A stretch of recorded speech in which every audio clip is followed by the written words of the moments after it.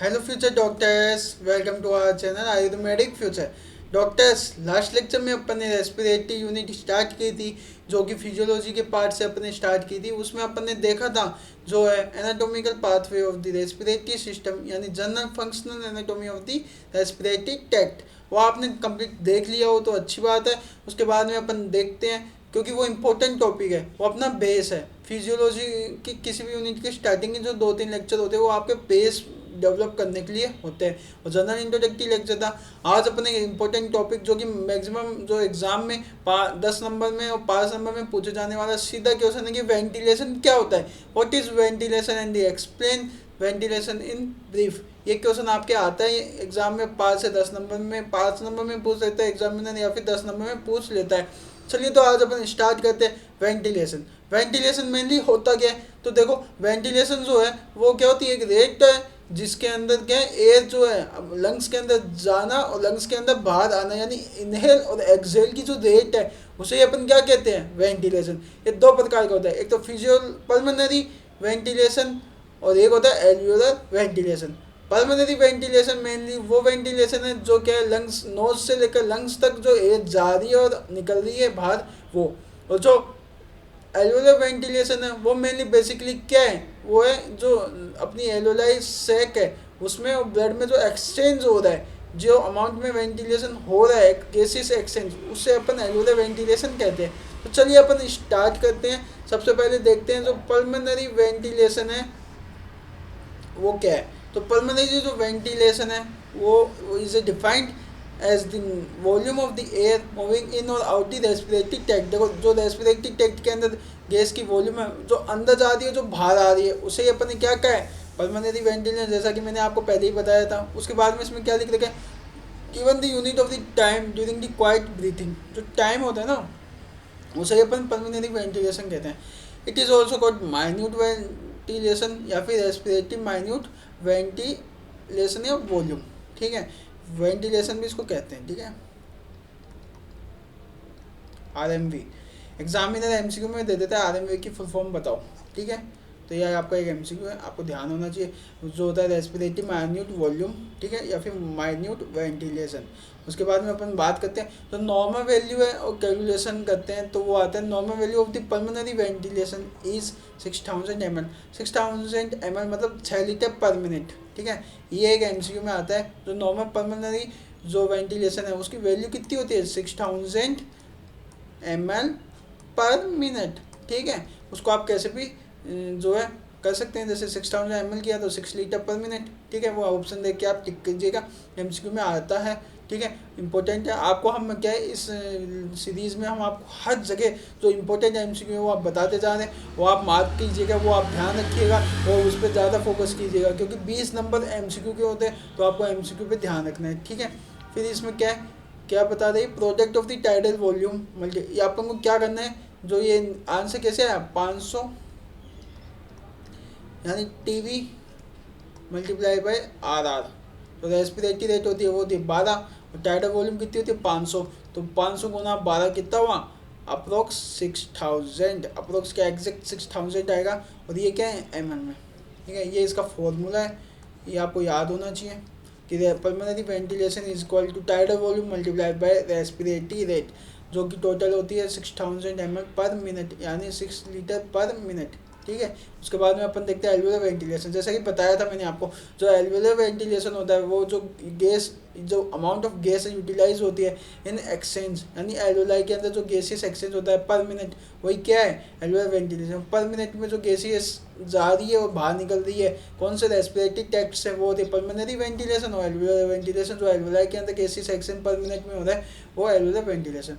तो normal value जो होती है ना इसकी एल्वियोलर वेंटिलेशन की, वो है 4200 ml या फिर 4.2 लीटर पर मिनट। ये भी एमसीक्यू इंपॉर्टेंट, आपको ध्यान रखना है। ठीक है, इसका फॉर्मूला ये है tidal volume minus dead volume multiply by respiratory rate. तो डेड वॉल्यूम होता है वो पता क्या होता है, वो जो रेस्पिरेटरी ट्रैक्ट में रह गई ना ये होती है अप्रोक्स 150 ml, यानी अपन इसको 150 ml मानते हैं। आप ये याद रखना, ये डेटा है, इसमें कोई वो नहीं है, आप डेटा ढंग से याद रखना। डेड वॉल्यूम भी आपसे एग्जामिनर एमसीक्यू में पूछा गया, डेड वॉल्यूम कितनी होती है, वो होती है 150 ml।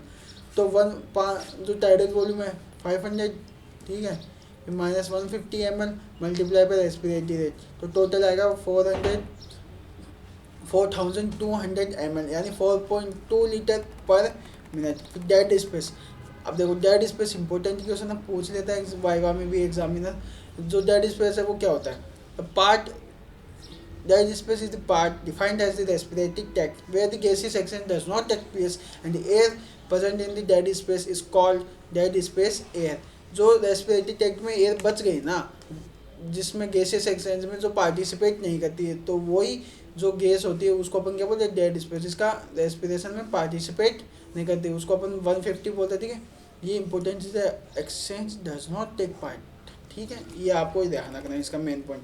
फिर ये दो टाइप की होती है, एनाटोमिकल डेड स्पेस और फिजियोलॉजिकल डेड स्पेस।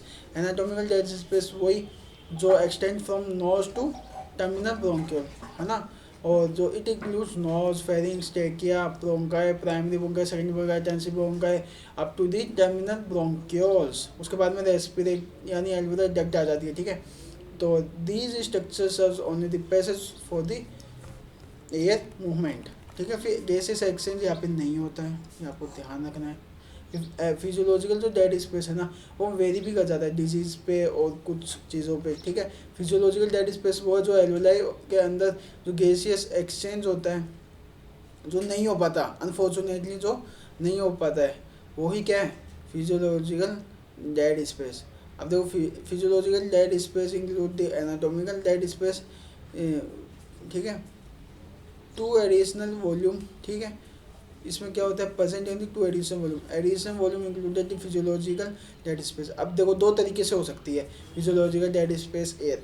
एक तो क्या, तो एल्वेलाई में कोई दिक्कत हो, ठीक है, क्या नहीं, एल्वेलाई में ब्लड सप्लाई जो हो रही है उसमें दिक्कत आ जाए। ठीक है, जो ब्लड सप्लाई में दिक्कत आएगी तो क्या, तो ये तरीके से होगी, क्या नहीं, एल्वेलाई में ही फंक्शन नॉन फंक्शनिंग हो जाए। ये देखो, ये लैंग्वेज में लिख रहा है, air in the alveoli which is not non functioning alveoli. ठीक है, और एयर इन द एल्वेलाई जब do not receive adequate blood flow, यानी वहाँ पे गैसेस एक्सचेंज नहीं हो पा रहा। ठीक है, ये दो तरीके से होती है। और इसी को जो है ना, जो फिजियोलॉजिकल डेड स्पेस, उसको अपन वेस्टेड वेंटिलेशन कहते हैं। ये एमसीक्यू इंपॉर्टेंट, आपको ध्यान रखना है। उसके बाद में अपन बात करते हैं, एक डायग्रामेटिक रिप्रेजेंटेशन है। देखो, यहाँ तक टर्मिनल ब्रोंकाई, नोज से लेकर टर्मिनल ब्रोंकियल तक क्या था? Anatomical dead space. ठीक है, फिर यहाँ से यहाँ तक जो आएगा ना, फिजियोलॉजिकल, यानी यहाँ तक कर लो आप इसको, फिजियोलॉजिकल डेड स्पेस। ठीक है, अब देखो, इसमें वही है, माइन्यूट वेंटिलेशन भी है। फिर उसके बाद में अपन बात करते हैं, ये जो फंक्शनिंग डेड स्पेस है, इसमें देखो दो तरीके से होता है। फंक्शनिंग डेड स्पेस में एल्वेलाई काम नहीं करी, और एक ये होता है जहाँ पे गैसेस एक्सचेंज नहीं हो पा रहा प्रॉपर। ठीक है, उसके बाद में अपन बात करते हैं normal value of the dead space. जो नॉर्मल वैल्यू है डेड स्पेस की, वो 150 ml, आपको पहले ही बता दिया था हमने, एमसीक्यू में भी आता है। जो under the equal condition physio anatomical और फिजियोलॉजिकल जो डेड स्पेस है, कई बार क्या होता है वो इक्वली होता है। ठीक है, मेनली वेरी कब करता है, इंक्रीज कब होता है फिजियोलॉजिकल डेड स्पेस? जब कोई रेस्पिरेटरी डिजीज हो जाए, पल्मोनरी ब्लड फ्लो हो जाए एल्वेलाई में कम या ज़्यादा, उसकी वजह से। ये हमने आपको पहले बता दिया था। उसके बाद में अपन बात करते हैं वेंटिलेशन परफ्यूरेशन रेशियो। ये इंपॉर्टेंट रेशियो है, इसको देखो, ये थोड़ा मैथमेटिकल है। ठीक है, तो आप इसको समझना अच्छे से। ठीक है, ventilation perfusion ratio is the ratio of the alveolar and the ventilation of the amount of the blood perfuse the alveoli. जो एल्वुलाई के अंदर जो एयर होती है ना, वो जितना परफ्यूज करती है, वो ही रेट अपन को क्या होती है? Ventilation perfusion ratio. ठीक है, मेनली इसको डिनोट किया जाता है VA/Q। यहाँ पे VA डिनोट करता है एल्वुलर वेंटिलेशन और Q डिनोट करता है द ब्लड फ्लो। ठीक है, और ब्लड फ्लो को ही क्या बोलते हैं? परफ्यूशन। ठीक है, परफ्यूशन। उसके बाद में नॉर्मल जो वैल्यू होती है इसकी, वो होती है 0.84। ठीक है, ये एमसीक्यू है, आपको ध्यान रखना। और एमसीक्यू ये बहुत बार पूछा जाने वाला है, वेरी इंपॉर्टेंट, आप ध्यान रखना। फिर उसके बाद में इसकी कैलकुलेशन, जो alveolar ventilation is calculated by a formula. The formula जो हम है वो हमने यहाँ पे लिख रखा है। तो ventilation perfusion ratio is equal to the alveolar ventilation divided by pulmonary blood flow. जो पल्मोनरी ब्लड फ्लो होता है ना, वो होता है 5000 ml पर मिनट।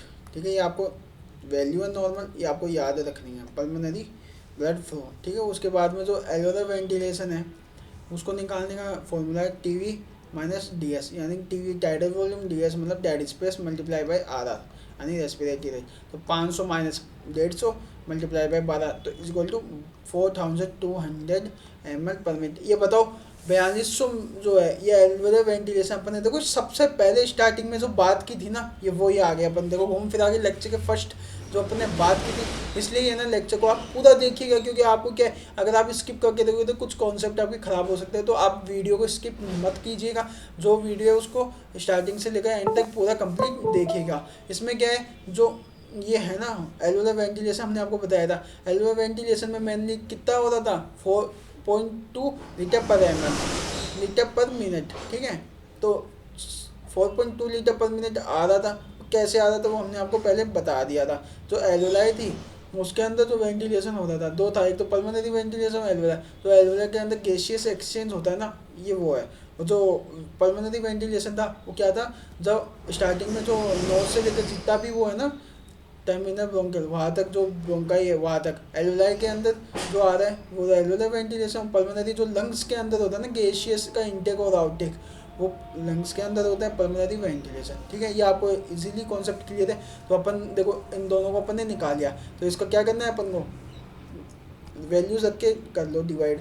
तो एल्वेलर वेंटिलेशन को डिवाइड करना है पल्मोनरी ब्लड फ्लो से। तो टोटल क्या आएगा 4200 divided by 5000 is equal to 0.84।